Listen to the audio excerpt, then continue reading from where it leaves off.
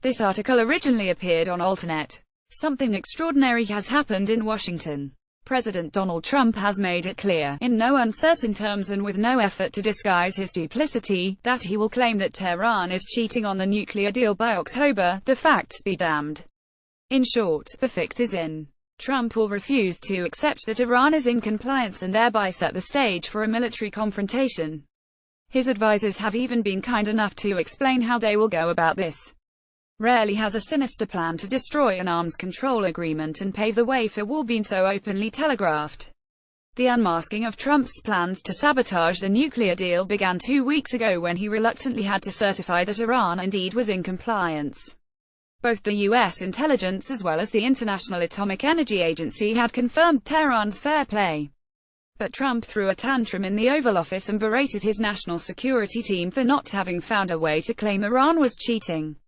According to Foreign Policy, the adults in the room, Secretary of State Rex Tillerson, Secretary of Defense Jim Mattis, and National Security Advisor H.R. McMaster, eventually calmed Trump down but only on the condition that they double down on finding a way for the president to blow up the deal by October.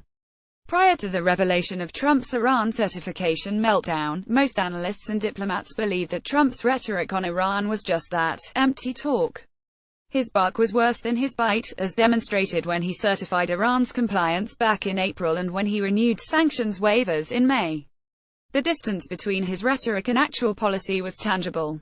Rhetorically, Trump officials described Iran as the root of all problems in the Middle East and as the greatest state sponsor of terror. Trump even suggested he might quit the deal.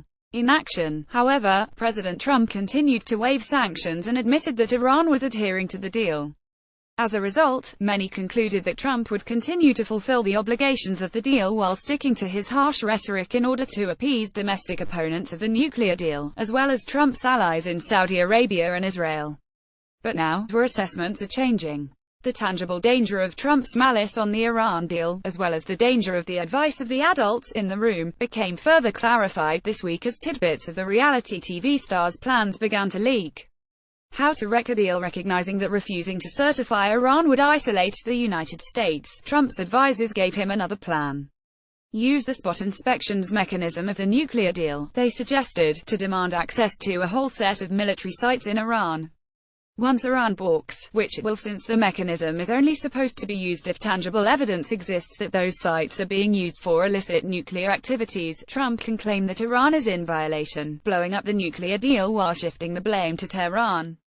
Thus, the advice of the adults in the room, those who are supposed to restrain Trump, was not to keep the highly successful nuclear deal that has taken both an Iranian bomb and war with Iran off the table.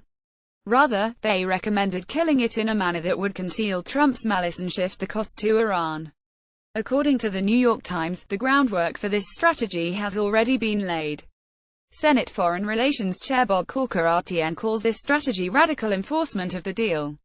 If they don't let us in, Corker told the Washington Post. Boom. Then he added, you want the breakup of this deal to be about Iran. You don't want it to be about the US because we want our allies with us. This is a charade, a rerun of the machinations that resulted in the Iraq War. It doesn't matter what Iran does, it doesn't do. If it were up to Trump, he'd never have accepted that Iran was in compliance in the first place. He admitted as much to the Wall Street Journal.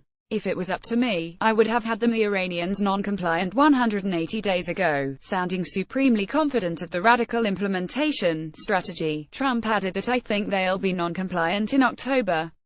In so doing, he further confirmed doubts that the process is about determining whether Iran is in compliance or not. The administration is committed to finding a way to claim Iran has violated the accord, regardless of the fact, just as George W. Bush did with Iraq. Potential for backfire, but Trump's confidence may be misplaced on two levels. First, abusing the inspection mechanisms of the deal may prove harder than Trump has been led to believe. The inspections are the cornerstone of the deal, and Iran's ability to cheat on the deal is essentially non-existent as long as the integrity and efficiency of the inspections remain intact.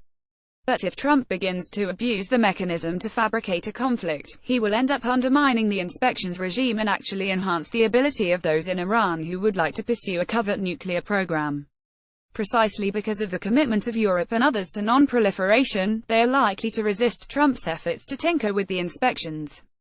Second, by revealing his hand, Trump has displayed his duplicity for all to see. That includes the American public, whose anti-war sentiments remain strong and are a key reason they were supported the nuclear deal in the first place. The American public knows the Iraq playbook quite well. Trump's own supporters remain enraged by the disastrous war with Iraq. They know how they got played. It's difficult to imagine why they would allow themselves to get played again by a president who has left little doubt about his intent to deceive.